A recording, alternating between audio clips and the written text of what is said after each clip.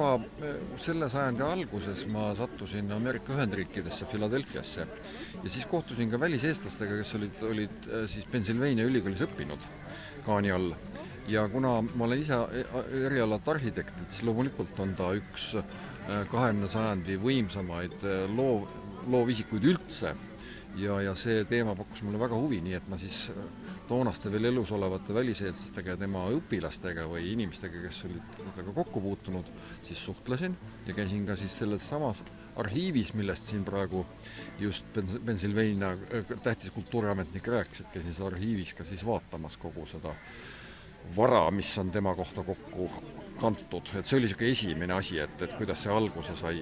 Kuigi ma olin ka varem kuulnud Kahni kohta läbi sellise kummalise kontakti, et teatavasti väga kuulus Eesti soost ehitusinsener August Komendant oli siis kirjutanud raamatu pärast Kahni surma 18 aastat koos Louis Kahniga.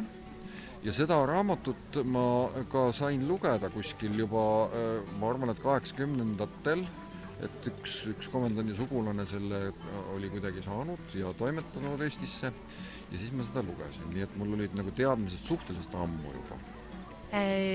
Esimesena tuli ma kohale kui Saaremaal vallavalitsuse kultuurinõunik, aga teisalt ka sellepärast, et ma usun, et Kahn kui üks maailma suurimaid arhitekte ja erakordne inimene vajab seda tähelepanu ja see on ülioluline, et nüüd Saaremaale, kodusaarele on jõudnud selline mälestusmärk temale, sest meil tegelikult sellist asja ei olnud ja ma arvan, et me oleme õiges kohas.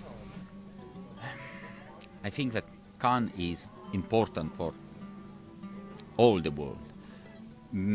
His ideas about space, structure, form and light are principles that you can freely apply without difficulties to many areas of the artistic life.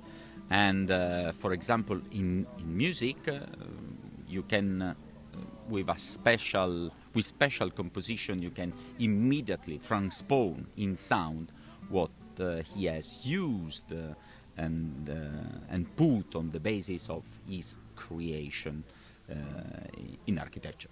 Yes, this is true. Täpsemalt veel juurde seda ka, et meil oli sügisel, kui oli Kahn 120 konverents, siis selle raames me Saaremaal Läänesaarte kammerorkestriga, mille dirigent siis on Eduardo ja mina selle produtsent, siis me tegelikult tegimegi muusikas selle, millest Eduardo just rääkis, ehk siis kus me tegime sellise kontserdi, kus kõik teosed olid valitud Kahni arhitektuuri põhimõtetest tähtuvalt ja esitatud muusikas samade printsiipidega. Nii et see oli ka selline erakordne kogemus.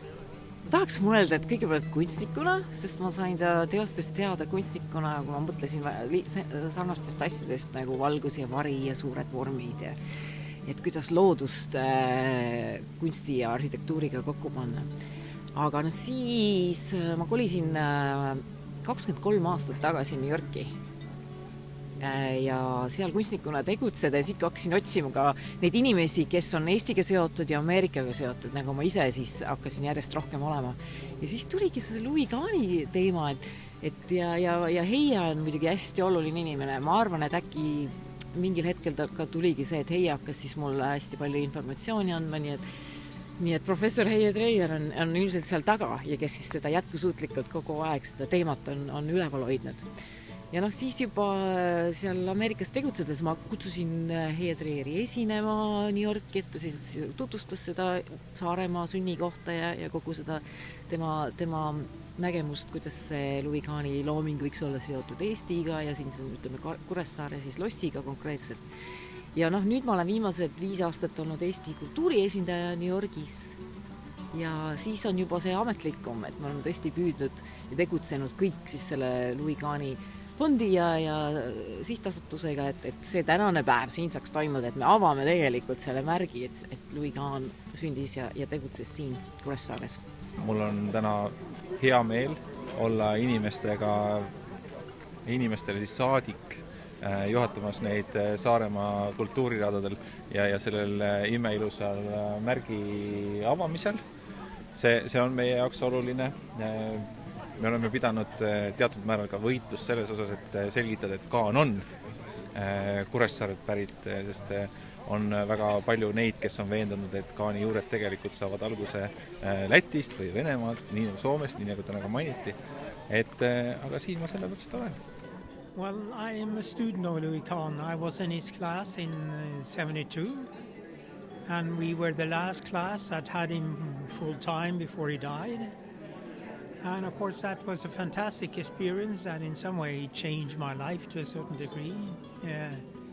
It was a very powerful meeting that, and in some way he had the capacity to bring you into a mood in which then you had to think about what you wanted to be as an architect and the direction then you would like to take. So in that sense, the meeting with Kahn was something that has been very important for me through not only my teaching but also my architectural work. The class was unique in the way that was only 16 people or 16 students, more or less from all over the world. Though you had to prepare for it, it was not a pedagogical approach that not necessarily everybody liked. So it's because you had to rethink your work and your position in architecture, which was an extreme challenge in itself. But it was not only architecture, it was sort of the human aspect of where you are in the world and what you would like to contribute. So that has in a way been with me for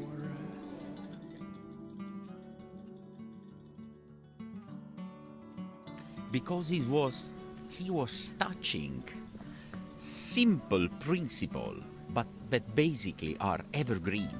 Who is sensitive about art immediately recognize the core in these basic principle. And of course, he was an artist because he was able to realize with very simple tools great spaces. And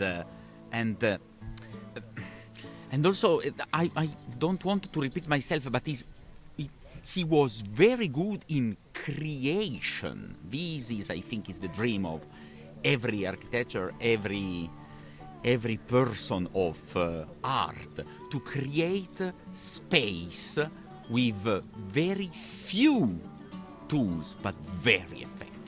This is to do big things with very little things. This is hard. It's a talent, I think. It is not something that you can only learn in university. This is a personal talent. Ilmselt on siin mitu asjaolu, et ühtpidi selline ilmselt see huvitav taust ikkagi väga sellisest põnevast juudi perekonnast, ilmselt ka see Euroopa kogemus, küllaltki selline hea ja õigeaegne haridus, kahtlemata ka erinevad kunstianded, teatavasti ta oli ju ka valdas klaverimängu ja oli täiesti arvestatav pianist, et see kõik lõi teatavad eeldused selleks, et inimesest saaks väljapaistev loovisik.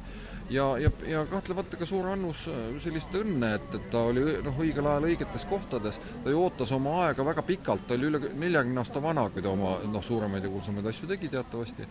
Et selles suhtes ikkagi õnn ei ole sugugi väheoluline asjaolu loovisiku sellises biograafias. Oh, I think his work is very unique. It has an architectural power. It has an architectural energy in which when you confront some of his building, you sense that power. That architecture is not neutral, but it has an energy of its own. And I feel beyond the professional attitude that every human senses that power. And it's also freedom in it, because you don't go around and looking at the details or the material and so on, but the space itself gives you a certain type of freedom. Freedom to think and freedom to, you are in the space together with your body, and the connection between the two becomes architecture. So I think that's very much I think that's one of the reasons why he, or maybe the most important reason why he is architecture in a way that you are not able to escape it. It's there. And you sense that with your body when you enter it. Ma arvan, et iga eestlane tegelikult suudab väga hästi nagu samastuda Kahni loominguga.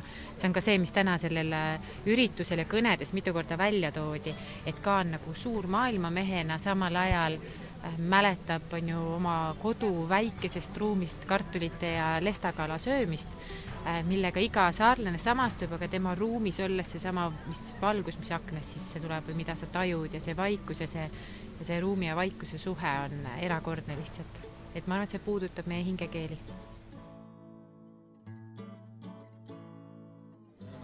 Ilmselt see ei ole päris nii, et kuskil on üks arhitekt, kes tohutult inspireerib, et pigem on tegemist ülimalt huvitava, ülimalt mitmepalgelise kultuurinähtusega, et kes võib-olla isegi loominguliselt ei pruugi inspireerida, aga ta on jätkuvalt selliseks allikaks, kelle loomingut ja kelle tegevusi võib taas avastada ja leida sealt ühel või teisel kombel huvitavaid lahendusi, mille niisugune kordamine või representeerimine või tsiteerimine isegi ei ole nagu võimalik, et ta on nii ainukordne, aga ta on põnev, ta on üks põnevamaid, jah. See on ka hea küsimus, ma just vaata, eks enne ütlesin seda valguse ja varju ja sellise loodusega seotuse hästi, et ma arvan, et see on kindlasti hästi selline, eks mingis mõttes on see, et kõik asi on valgusest ja varjust ja loodusest mõjutatud, aga ma arvan, et minu tööd, kui ongi loodusjõududest ja nende impulssidest ja samas ka keskkonnakriisist, mis siin praegu on, et see inimese looduse suhe, see väga-väga tihe, et kuidas me loome niimoodi, et sa ei märka seda piiri, kus inimloodu algab ja looduse loodu nagu siis kus nad kokku saavad omavahel, et kõige parem oleks ju, kui me loodusega niivõrd tihedas seoses oleksime, et see piir ei oleks nähtav. Ja ma arvan, et Louis Kahn seda tegi, et tema loomingus on kuidagi sellised massiivsed vormid, aga ometi tundub see kerge ja selline inimlik. Ma olen teinud selliseid suuri jõulisi geomeetrilise kujundi baasil olevaid maju, üks oli Keila kool ja võib-olla ka Jaani Seegi paviljon, et kus siis nagu asjade olemus, asjade tegelik olemus ja sügavam sisu ühel või teisel kombel on võib-olla lahti mõtestatud pisut nagu kaanilikult. But what is the most important thing that you have learned from Kahn? I think the most important thing is never to give up.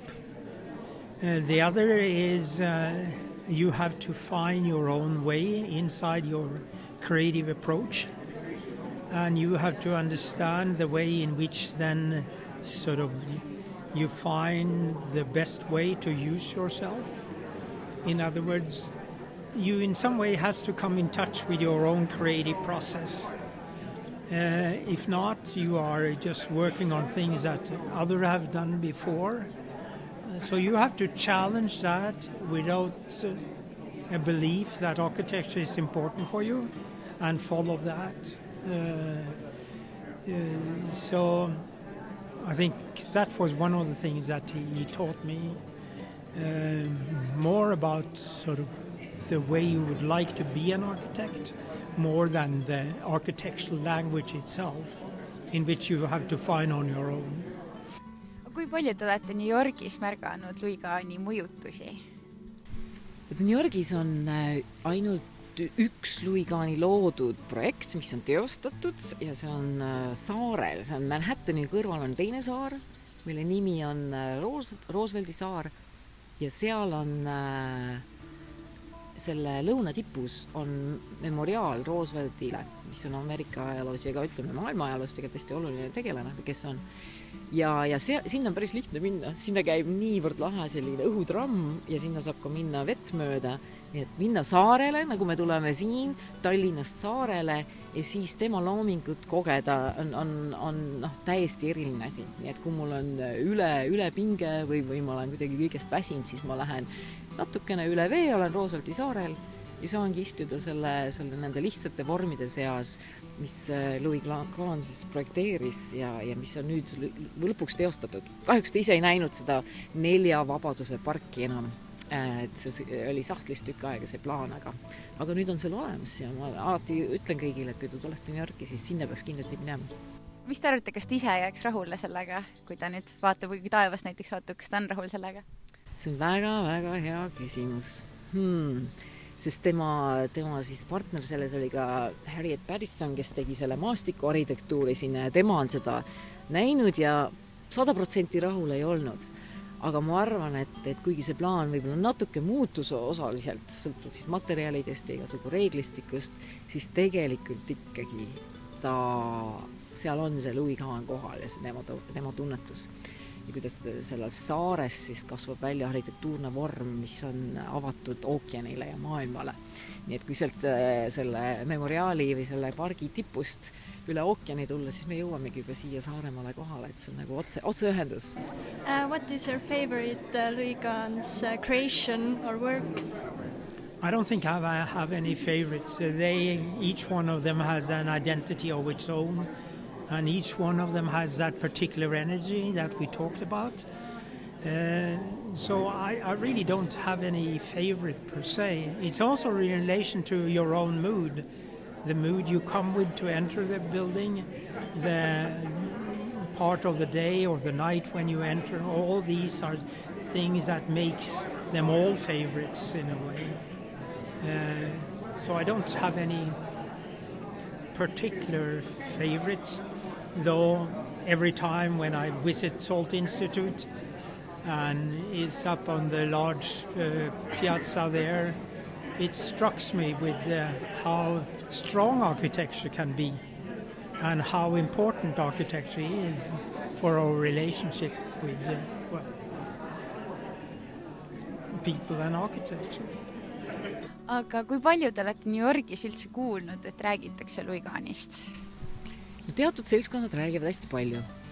Ütleme, et arhitektuuri, kultuuri ja ütleme, kunstiseltskond, et tal on mingi eriline staatus. No, teate, kui palju lihtsamaks tegi see minu kultuuri esindaja töö, kui ma ütlen, et ma olen maalt, kus Louis Kahn on sündinud. Või isegi teine asi on see, et ma olen maalt, kus Arvo Pärt elab. Need on sellised sarnased asjad, et see avab uksi ja teatud ringkondades on ja muidugi ka täiesti teine seltskond, eks ju, võib-olla noorem ja kes tegelevad muude asjadega, et ta ei ole, eks ju, selline igapäeva teema. Aga mul on siuke tunne, et selle mehe looming tõuseb niimoodi jälle üles ja üles, sest seal on nagu midagi sellist, millest me ei ole päriselt veel aru saanud. Ja ma arvan, et sellepärast inimesed uurivad ja püüavad sellest paremini aru saada. Mis te arvate, kui kaua veel inimesed mäletavad Louis Kahni? Mitu põlvkonda see võib veel jätkuda?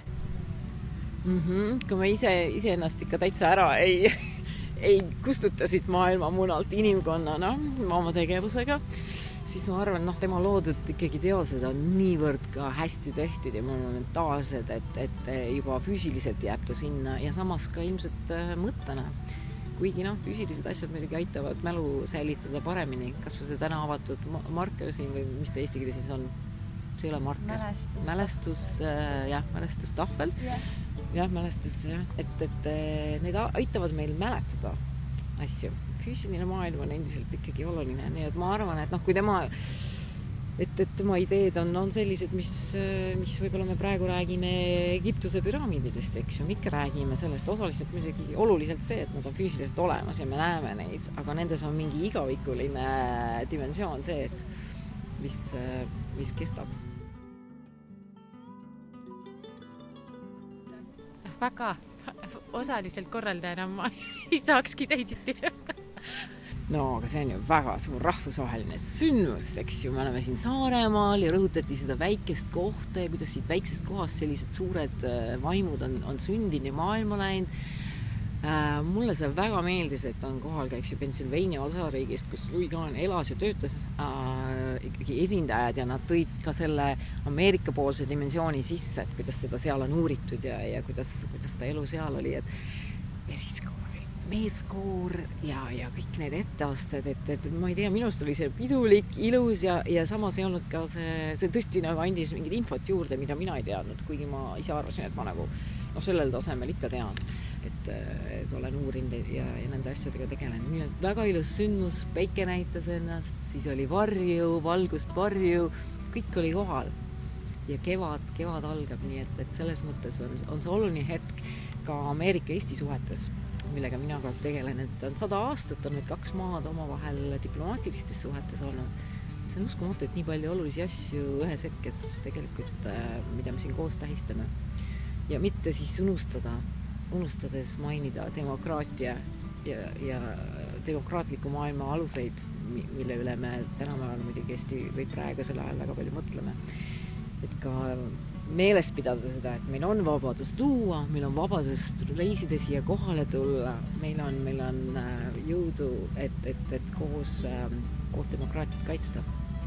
I was a little bit astonished that we were just so few, not so few, but if you think the population of Saaremaal, or at least of Kuressaares, no, maybe, but of course it was a nice day and maybe people have decided to spend in another. Pigem on otsi selles, et tegemist oli ka natuke rohkem nagu kutsetega üritusega, et see ei olnud väga välja kuulutatud isegi avalikkusele, aga Eduardo suurlinnamehena kindlasti on harjunud massidega.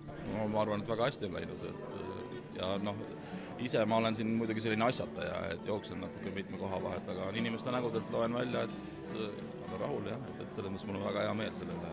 Ja lõpuks väga kihvt seltskond on ju saanud kokku, kes siin on kõik, et ameeriklasi on Šveitsist, on Itaaliast, nii et selline peabki Kuressaare olema tegelikult, et on olnud selline paljude erinevate rahvustega linn, et siin ja paistab, et see hakkab siia vaikselt nagu tulema jälle tagasi, et jah. Mis te arvate, miks just, või kuidas tänane päev nii oluline on, et kuidas ta nagu ajalukku näiteks läheb? Ja küsimus, Nancy Moses ka puudutas seda teemat, et mõelgem edasi 100 aastat tulevikku, eks ole, et mis kõik võib-olla see post, mis me täna püsti panime nii-öelda, eks ole, et siis on kindlasti teatud mõttes selline game changer või mängu muutja, nii et me ei täpselt ilmselt isegi ei hooma veel, mida kõik see nagu omakorda hakkab dikteerima, isegi võib öelda nii. Aga oluline ta on kindlasti selles mõttes, et Kuressaare suvehooaeg avatakse ja meil oli ju väga tore, et ajastuse mõttes väga tore, õige hetk, et tulebki siis see post praegu, et see on nagu üks asi. Ja ega tänavu, kui me seda postiprojekti hakkasime tegema, ega mul ei olnud aimugi sellest, et meil on Eesti-Ameerika 100. Et see on veel üks lisa oluline asi tegelikult, et mis toetab väga meie seda tegevust ja tänu sellele on ka meil siis ka Pennsylvania osariigi kõrge delegatsioon siin, eks ole, rääkimata Ameerika saatkonnast ja nii et mitmeski mõttes siin on selliseid kuidagi vist on, et kui sa hakkad mingit asja tegema ja see on nagu selles mõttes nagu kas siis õige või oluline, siis asetuvad asjad nagu ise kuidagi omale loogilisele kohale, eks ole, et ma arvan, et praegu on see juhtunud. Kui pikalt te siis seda tänast päeva üldse ette planeerisite? Me oleme, ütleme niimoodi, et tähistada kuidagi, et Louis Kahn on siit Kuressaarest pärit, sellest on räägitud ka ikkagi juba aastast 2006, mis ta siis teeb siin 16 aastat, eks ole. Aga konkreetselt, nagu ütleme, me jõudsime selle mõtteni, et püstitada selle sama posti kaksikvend, siis, mis on tal siis Philadelphias tema kontori ees siia Kuressaarde, sellele mõttele me jõudsime 2021 alguses ja kohe võtsime ühendust Ameerikas siis Pennsylvania osariigiga ja tegime ettepaneku ja jaanipäeval umbes nii, siis saime sealt juba vastuse, et nad on huvitatud ja sealt edasi läks udina tegelikult, nii et see post füüsiliselt jõudis Eestisse siin nii-öelda Ukraina sõja eel, kuskil veebruari nagu lõpus oli ta või jah, seal niimoodi 24 veebruar oli vist juba Eestis. Minu arust on see fantastiline, et see on üks esimest korda, kui ma näen tudengeid siis tegemas oma meediakajastust ja selle eest suur aplaus, et see terrer kohal oli, see tundub nagu normaalne, aga see, et kui tudengid kohal on ja on Kahni märked, siis ma arvan, et see on nagu kõige ägedam osa sellest, nii et aitäh teile ka!